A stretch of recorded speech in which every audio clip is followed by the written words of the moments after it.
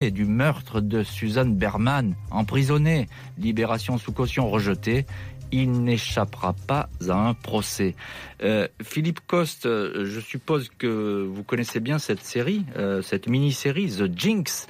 Oui. Qu'est-ce qu'elle dit, cette mini-série, et avec cette surprise à la clé?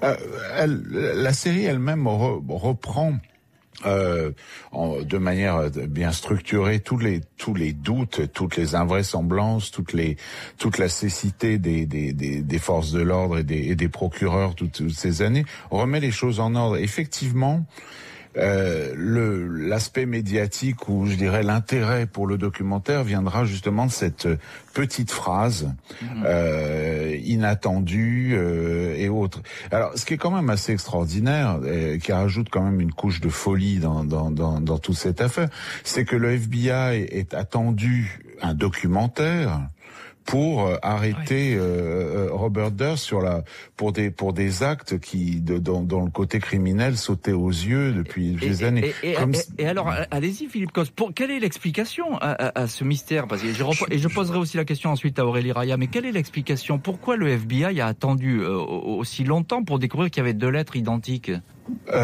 Aurélie, vous voulez répondre à ça? Alors Aurélie Raya, parce que Philippe Coste... Pas ensemble les différents services, je crois, Philippe, les différents services de police n'ont pas mis en relation leurs enquêtes. Ouais. C'est ça. Ouais. Donc, il y a eu un hiatus entre la police locale et les fédéraux. Ouais. Et ce qui se passe d'ailleurs assez souvent, Philippe Coste, aux États-Unis, parce que c'est un très grand pays, on oublie de le dire et de le souligner, c'est que ça communique pas très bien entre polices en général. Hein. Oui, en particulier lorsqu'il s'agit d'un enquêteur local du Connecticut qui lance toute cette affaire. Ensuite, il y a toute une machine pour justement faire transférer les dossiers, obtenir une inculpation fédérale. Tout à fait. Et il est vrai qu'énormément d'éléments n'avaient pas été corroborés, n'avaient pas été remis en place. Il a fallu... Oui, tout à fait. Et donc, Aurélie Raya, on peut dire qu'il a échappé grâce à ce manque de communication, etc. Peut-être cette paresse aussi, on ne sait pas. Mais il a eu beaucoup de chance. Dans les services, il a jusqu'à présent, il est passé entre les gouttes. Alors, il y a ces paroles qu'il prononce dans ce micro qui reste ouvert, et voilà, où il va espèce d'aveu comme ça spontané face à lui-même. Est-ce qu'il y a d'autres éléments dans le dossier qui l'accablent dans la mort de Suzanne Berman? Il y a la lettre, parce qu'il y a la même faute d'orthographe, la lettre où il explique il y a une lettre que reçoit le commissariat de Beverly Hills qui explique qu'il y a un cadavre dans une maison, la maison de Benedict Canyon, qui est adressée à Beverly Hills, et ensuite lui écrivait à Suzanne Berman en faisant la même faute d'orthographe et la même encre verte. D'accord. Donc, c'est pas des grandes preuves, mais c'est déjà une bonne preuve. C'est ça qui l'a fait douter Durst quand il l'a vu sous les yeux. Ensuite, ça c'est vraiment là une preuve. Ça veut dire qu'il était. D'ailleurs, il va le reconnaître qu'il était sur les lieux au moins du crime. Hein. Il dira, moi, j'ai pas tué, mais il fera une défense toujours habile. Oui. Il dira, j'ai pas tué, j'ai eu peur qu'on m'accuse, donc j'ai envoyé une lettre pour dire qu'il y avait un cadavre sur les lieux. Il peut peut-être encore s'en tirer. Il aura des très bons avocats qui vont expliquer qu'il a eu peur. Enfin, ça fait quand même plusieurs fois qu'il a peur ou qu'il a un problème. C'est toujours quelqu'un qui a peur. Hein, et puis c'est quand même toujours quelqu'un qui sont liés avec son histoire. Parce que la Suzanne Berman, elle était potentiellement en train de le faire chanter également et de lui demander de l'argent parce que sinon elle allait le dénoncer. Peut-être elle allait dire qu'il avait fait quelque chose dans le meurtre de Cathy Durst. Donc on a l'impression qu'il élimine un petit peu tous les gens qui peuvent le gêner à un moment donné, hein, tous les gens qui sont sur sa route et qui le gênent. Il apparaît toujours, même s'il n'est pas formellement inculpé chaque fois et poursuivi, mais voilà. En fait, il faut pas trop l'énerver, le chatouiller. Oui, il est très susceptible. Parce que ça n'a pas l'air d'être un tueur en série qui tue pour rien en passant en voiture. Non, il tue toujours. Cathy, sa femme, on ne sait pas s'il l'a tuée, mais en tout cas, elle a disparu après. Et de ce meurtre potentiel initial est né un peu un autre homme qui peut tuer pour s'en sortir. Tout à fait. Philippe Coste, là, justement, on parle de quelqu'un qui n'a pas l'air d'un tueur. Dites-nous quand même en quelques mots, à quoi il ressemble, Robert Durst? Parce que moi, j'ai décrit que c'était un petit bonhomme maigre avec un regard un peu sévère. Le personnage qui va comparaître maintenant est une épave. Hein. Il a eu un nombre considérable d'opérations. Il a un drain qui lui sort d'un côté du crâne. Il est non, c'est un petit personnage assez sec, le regard assez dur. C'est un type mais maintenant c'est un type qui a à peu près 78 ans, qui a très très mal vécu ces dernières années, qui est dans un état de santé assez pitoyable. On va en parler. Mais donc c'est quelqu'un, comme disait Aurélie Raya, c'est pas quelqu'un qui a forcément un physique de tueur en série, j'ai envie de dire. Non, il n'a pas l'air. Mais je crois que c'est quelqu'un qui peut. Je ne sais pas s'il y a un physique de tueur en série. Non, il y en a pas. Dans son cas particulier, effectivement, ce que dit Aurélie est tout à fait vrai. C'est quelqu'un qui a sans doute tué une première fois, et qui a ensuite, par un côté, je dirais, obsessionnel, par une forme de folie, qui sera certainement documentée à un moment, est conduit à couvrir ses traces et qui n'a pas vraiment le contrôle sur ses actes. D'ailleurs, la petite phrase qu'il prononce quand il a oublié qu'il a gardé son micro et qui commence à bougonner en disant je les ai tous tués et autres. Cette petite phrase peut même être analysée. Peut-être que il proteste en disant on pense que comme par hasard on me met sur le dos ce meurtre. Donc même cette petite phrase ne sera pas forcément utilisable à plein pour l'incriminer. Et on va le voir au cours du procès, puisque Robert Durst va être jugé. Il a effectivement prévu une ligne de défense solide et espère bien s'en tirer une nouvelle fois. Tout va dépendre du visage qu'il va montrer devant les jurés. Un être fantasque et désaxé, ou tout au contraire un tueur de sang-froid. Le procès de Robert Durst devait se tenir au mois de mars 2020, mais la crise sanitaire a bouleversé le programme. Il est prévu qu'il comparaisse donc à partir du 17 mai 2021 devant le tribunal criminel de Los Angeles. Il aura alors 78 ans. Durst est accusé d'avoir tué Susan Berman, la meilleure amie de sa femme disparue. Il l'aurait exécutée d'une balle dans la tête pour l'empêcher de parler. Ses avocats, David Chesnoff et Dick de Guerin, celui qui l'avait fait acquitter au Texas, affirment que leur client n'a pas tué. Robert Durst se serait rendu chez Susan Berman et l'aurait découverte morte. Il se serait alors affolé, aurait pris la fuite. Il aurait ensuite rédigé un mot à l'attention de la police afin que le corps puisse être retrouvé. Les avocats veulent démontrer que leur client est sincère, un homme qui aurait été piégé par des journalistes peu scrupuleux. Le procureur estime que les paroles prononcées en marge du tournage de la mini-série sont une sorte de confession. Dans l'attente de son procès, Robert Durst est incarcéré dans l'aile médicale de la prison des Twin Towers à Los Angeles.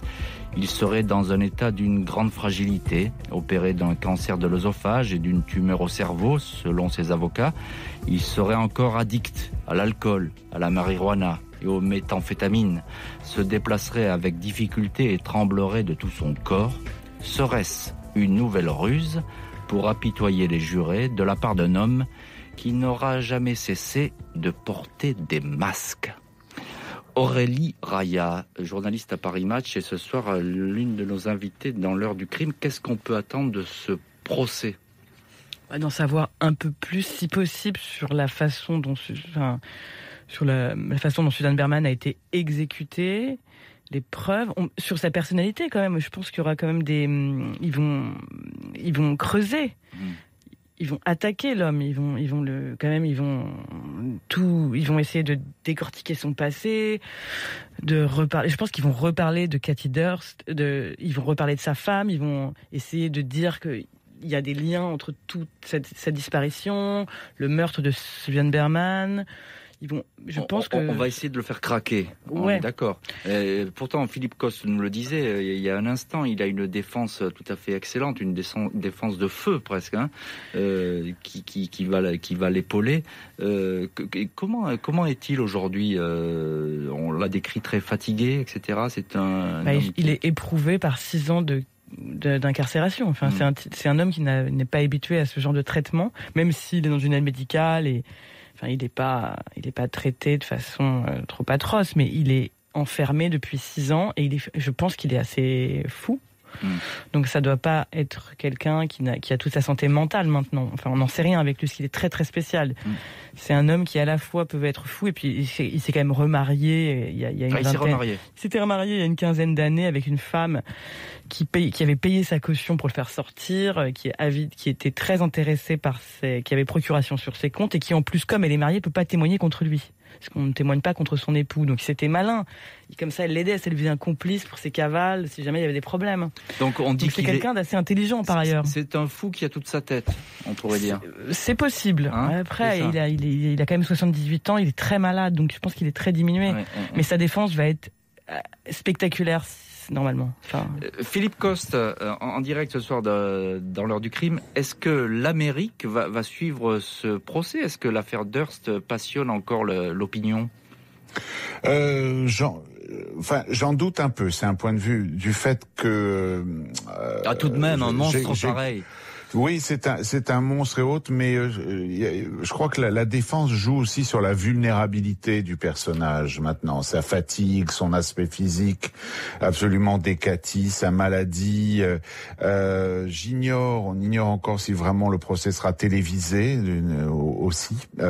C'est un autre aspect. Pour le premier volet du procès a été en 2020, n'avait pas été filmé et autres. Donc on n'en sait rien. D'autre part, il y a un aspect tactique de la part de la défense. La défense va jouer sur sa vulnérabilité physique, sur le côté. Regardez cet homme, il est inoffensif maintenant. Il n'en a plus pour très longtemps. On a dans tous les cas très médiatiques, on avait vu pour Harvey Weinstein aussi par exemple, on jouait aussi sur le côté affaibli, boiteux du personnage, de façon à justement diminuer son emprise, diminuer son pouvoir et provoquer l'apitoiement du juré. C'était aussi le cas, Philippe, c'était aussi le cas pour Phil Spector, on s'en souvient, ce genre de procès. Ça n'a pas empêché ni Phil Spector ni Harvey Weinstein de se retrouver en cabane pour de nombreuses années. Ouais, je pense que ce sera cette fois-ci. Je pense que la cavale ou je dirais l'impunité de Durst, on a atteint ses limites cette fois-ci. D'abord, il s'est passé beaucoup de choses en Amérique.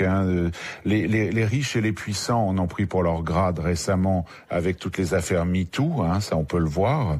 Il y a une sensibilité plus importante des jurés au côté justement à l'impunité dont les gens pouvaient bénéficier du fait de leur argent et de leurs équipes d'avocats hors pair. Alors ça, bien sûr, c'est important ce que vous soulignez, c'est que finalement l'époque a changé et que l'heure n'est plus comme ça aux acquittements et au relax du moment qu'on est riche et qu'on a de bons avocats, même si c'est toujours le cas aux États-Unis. Il y a aussi un aspect qui est important, c'est qu'il y a une énorme médiatisation sur des années, plus d'une décennie, plus ce documentaire en 2015, et je pense qu'il y aura une forme de lassitude de l'opinion de ce point de vue-là, et j'ai l'impression qu'il y aura une plus grande lassitude de l'opinion de ce côté-là, ou peut-être justement un revirement de l'opinion contre lui, et qui pourrait jouer justement les jurés en ayant assez justement de l'impunité des personnages importants du pays, des puissants. Je crois que ça peut jouer contre lui énormément. Aurélie Raya, vous êtes d'accord avec ce que dit Philippe Coste, c'est-à-dire qu'on arrive au bout d'une histoire là, et que finalement il a fini par lasser. En fait, l'histoire, je pense qu'elle s'est terminée pour les gens que ça intéresse à la fin de The Jinx, quand il a vu, c'est tellement spectaculaire, la mini-série, que le procès après, si on en attend quelque chose, c'est peut-être 2-3 vérités qui ne viendront peut-être pas, mais là, ça traîne en longueur, on va dire maintenant. C'est ça. C'était tellement spectaculaire ce documentaire qui nous a fait découvrir cet homme pour beaucoup d'entre nous, qu'aujourd'hui, 6 ans plus tard, arrêté enfin, c'est comme s'il a 78 ans, il est malade. C'est peut-être déjà le jugement. Oui, c'est ça.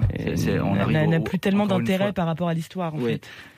Est-ce que vous disiez qu'on va aborder... Alors, il y a beaucoup de témoins qui vont défiler lors de ce procès, notamment des amis de sa femme.